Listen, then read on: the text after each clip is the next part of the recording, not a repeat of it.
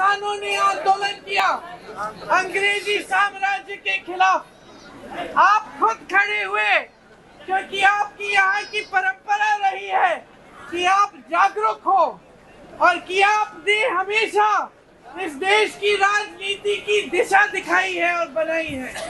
जब आपको कुछ ऐसा लगा कि किसी की नीति गलत है तो आपने इंदिरा जी जैसी हस्ती को, जो प्रधानमंत्री थी, उनको भी आपने दंड दिया और उनको भी आपने हराया। ये आपकी परंपरा रही है। इंदिरा जी ने आपसे सीखा। जब आपने हराया नाराज नहीं हुई, जब आपने हराया आप पे गुस्सा नहीं निकाला जैसे आजकल नेता करते हैं। उन्होंने कहा कि जनता कुछ कह रही है, मुझसे गलती हुई है तो मुझे सीखना है, मुझे सुधरना है। और उसके बाद 3 साल बाद जब फिर से चुनाव लड़ने आई अपनी गलतियों को समझकर, तो आपने उनको फिर से जिताया।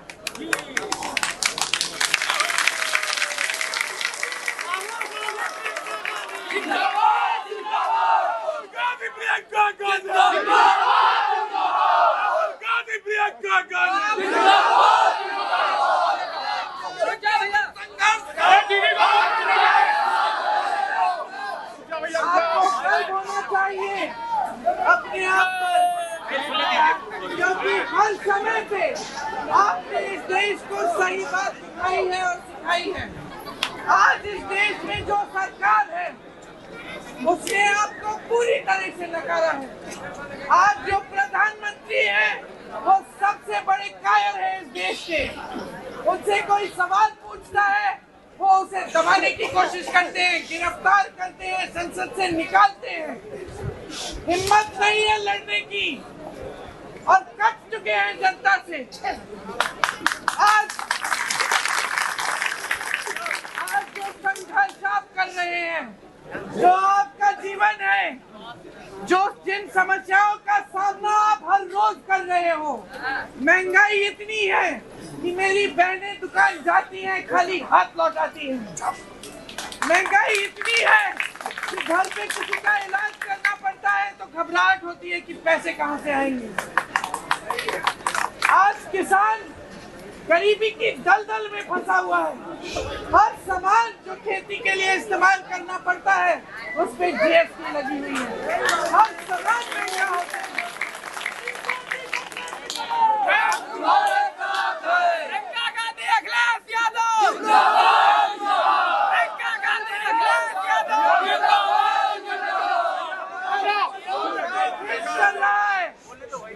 साल हो गए हैं हमारा पशु आपके खेत चल रहा है। इस समस्या को हल करने के लिए कुछ नहीं किया। जहाँ जहाँ कांग्रेस की सरकारें हैं वहाँ पूछो हमारा पशु की समस्या खत्म कर दी थी कैसे।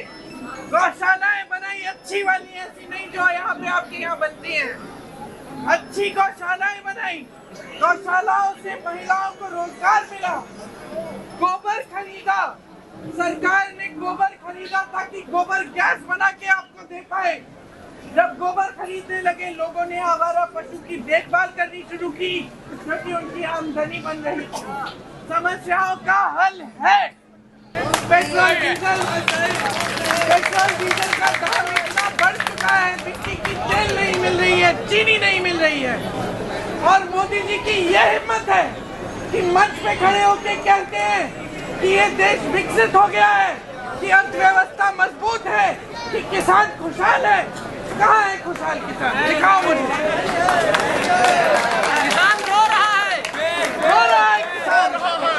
उत्तर प्रदेश में मैं ऐसे किसानों के घर गई हूँ जिन्होंने आत्महत्या की है 1 लाख रुपए का कर्ज चुकाने के लिए। बड़े बड़े उद्योगपतियों के 16 लाख करोड़ रुपए इन्होंने माफ कर दिए हैं। किसान का 1 पैसा माफ नहीं किया। लगातार पेपर लीक हो रहे हैं। किसान के बच्चे मेहनत करते सेना में भर्ती होने के लिए क्या लाए? अग्निवीर ले आए। तो बच्चे 4 बजे दौड़ लगाते हैं, परिश्रम करते हैं, मेहनत करते हैं, उसकी सारी उम्मीदें तोड़ दी, सारी आशाएं खत्म कर दी। ये है नरेंद्र मोदी जी की सरकार, जो खरबपतियों की बदौलत चलती है और खरबपतियों के लिए चलती है। सारी देश की संपत्ति इनको दे रखी है, देश का कोयला, देश की बिजली, देश के सारे खदान, सारे हवाई अड्डे, सारे बंदरगाह, सड़कों को बनाने के सारे ठेके इन्हीं लोगों को दिए हैं। आपके लिए कुछ नहीं किया है। बेरोजगारी आज देश में 45 सालों में सबसे ज्यादा बेरोजगारी है, सबसे ज्यादा बेरोजगारी है, क्योंकि माइक इस्तेमाल नहीं कर सकते। आज देश में 70 करोड़ नौजवान हैं जो बेरोजगार हैं। क्या किया मोदी जी? आपके अरमान जगाए, आपको बताया आपको 2 करोड़ रोजगार देंगे। कहाँ है वो 2 करोड़ रोजगार? केवल आपको मिले नहीं। आप मेहनत करते हो, परिश्रम करते हो, भर्ती की परीक्षा करते हो, क्या मिलता है? पेपर लीक होता है, घोटाला होता है। पेपर लीक होता है। सजा किसको दी है इन्होंने?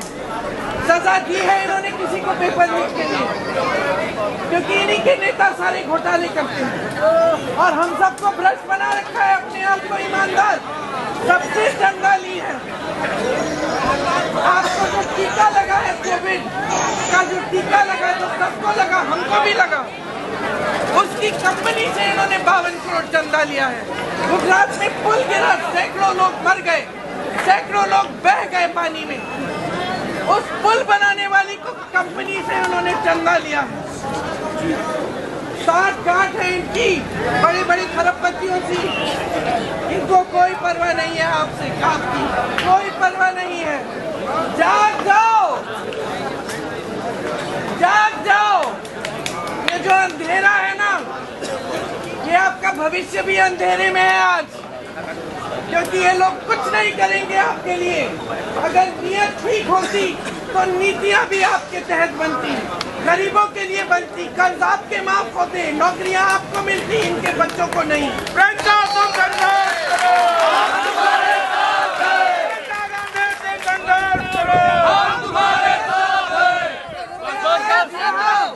आपसे आग्रह करने आई हूँ कि जो जागरूकता आपने सदियों से दिखाई है, जो दिशा आपने इस देश को सदियों से दिखाई है, वो दिशा आज फिर से दिखाओ। वो संदेश आज पूरे देश में जाना चाहिए कि रायबरेली की जनता ने आपको दिशा दिखाई है कि हम अपने लोकतंत्र को मजबूत करने की लड़ाई में शामिल होंगे। संविधान को बचाने की लड़ाई में लड़ेंगे, जी जान देंगे, लेकिन इस देश को हम खाई में नहीं जाने देंगे। तो मैं आपसे आग्रह करती हूँ कि मेरे बड़े भाई राहुल गांधी जी को आप भारी से भारी बहुमत से जिताइए। यहाँ से संदेश जाना चाहिए, राहुल गांधी